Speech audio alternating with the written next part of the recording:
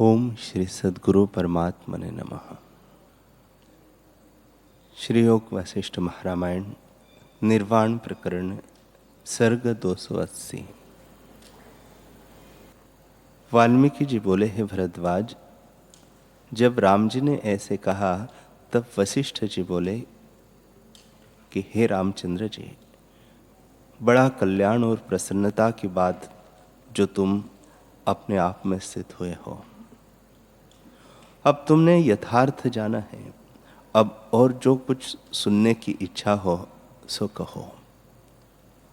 राम जी बोले, हे संशय रूपी अंधकार के नाशक सूर्य और संशय रूपी वृक्षों के नाशक कुठार, अब तुम्हारे प्रसाद से मैं परम विश्रांति को प्राप्त हुआ हूँ और जागृत स्वप्न सुषुप्ति की कलना से रहित हुआ। जागृत जगत भी मुझको सुषुप्ति सा भासित होता है और कुछ श्रवण करने की मुझे इच्छा नहीं रही। अब परम ध्यान मुझको प्राप्त हुआ है, अर्थात आत्मा से भिन्न कुछ वस्तु नहीं दिखती। मैं आत्मा अज, अविनाशी, शांत रूप और अनंत सदा अपने आप में स्थित हूं। ऐसे मुझको मेरा नमस्कार है। अब प्रलय काल का पवन चले, समुद्र उमड़े और नाना प्रकार के क्षोभ हो तो भी मेरा चित्त स्वरूप से चलायमान न होगा। जो त्रिलोकी का राज्य मुझे प्राप्त हो तो भी मेरे चित्त में हर्ष न उपजेगा। मैं सत्ता समान में स्थित हूं। वाल्मीकि जी बोले, हे भरद्वाज, जब इस प्रकार राम जी ने कहा तब मध्याह्न का सूर्य सिर पर आ गया। राजा जो रत्न और मणियों से भूषण पहनकर बैठे थे, उन मणियों की कांति किरणों से अति विशेष हुई और सूर्य के साथ एक हो गई, मानो ऐसे वचन सुनकर नृत्य करती हो। तब वशिष्ठ जी ने कहा, हे रामचंद्र जी, अब हम जाते हैं, क्योंकि मध्याह्न की उपासना का समय है। अगर कुछ तुम्हें पूछना हो वह फिर कल पूछना। तब राजा दशरथ पुत्रों सहित उठ खड़े हुए और वशिष्ठ जी का बहुत पूजन किया। जो ऋषिश्वर, मुनीश्वर और ब्राह्मण थे उनका भी यथा योग्य पूजन किया और मोती और हीरो की माला, मोहरे, रुपये, घोड़े, गऊ, वस्त्र, भूषण आदि जो ऐश्वर्य की सामग्री है वह अर्पण की। जो विरक्त सन्यासी थे उनको प्रणाम करके प्रसन्न किया और जो राजर्षि थे उनका भी पूजन किया। तब वशिष्ठ जी उठ खड़े हुए, परस्पर सबने नमस्कार किया और मध्याह्न के नौबत नगाड़े बजने लगे।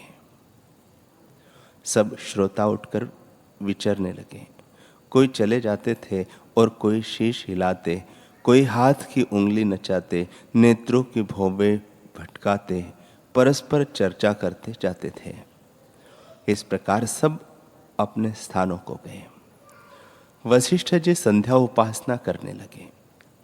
दूसरे दिन जब श्रोता विचार पूर्वक रात्रि को व्यतीत कर सूर्य की किरणों के निकलते ही आ पहुंचे, गगनचारी, सप्तलोक के रहने वाले ऋषि और देवता, भूमिवासी, राजर्षि, महर्षि और जो श्रोता थे वे सब आकर अपने अपने स्थान पर बैठ गए।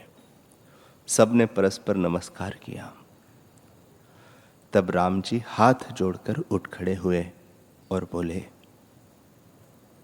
हे भगवान, अब जो कुछ मुझको सुनना और जानना रहा है वह तुम ही कृपा करके कहो।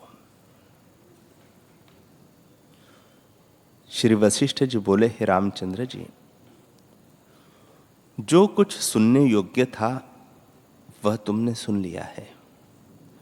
अब तुम कृतकृत्य हुए हो और सब रघुवंशियों का कुल तुमने तारा है।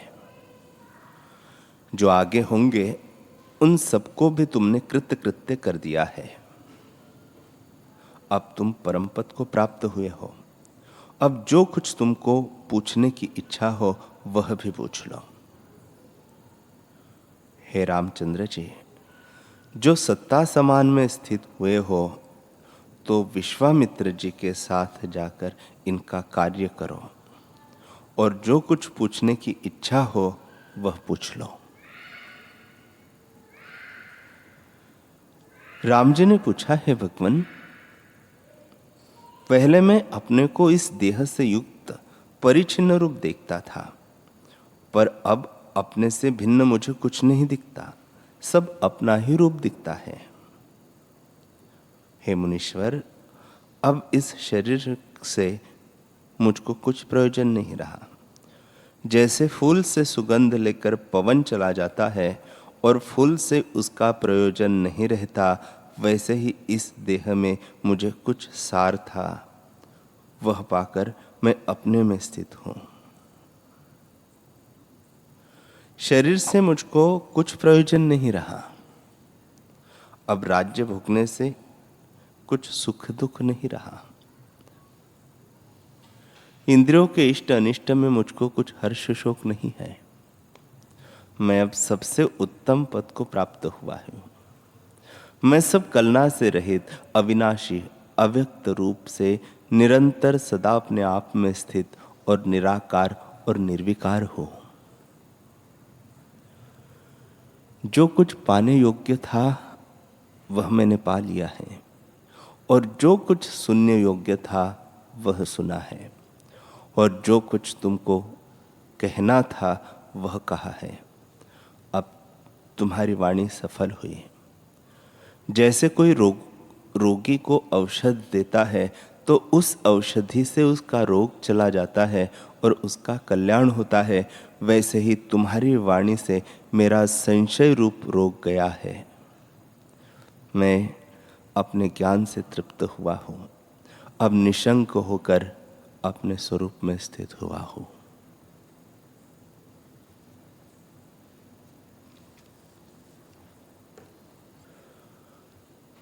हरि ओम।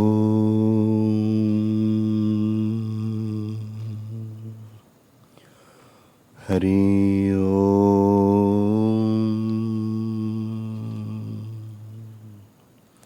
ओम सहना भवतु सहनौ भुनक्तु सह वीर्यं करवावहै तेजस्विनावधीतमस्तु मा विद्विषावहै। ओम शांति शांति शांति। श्री सद्गुरुदेव भगवान की जय।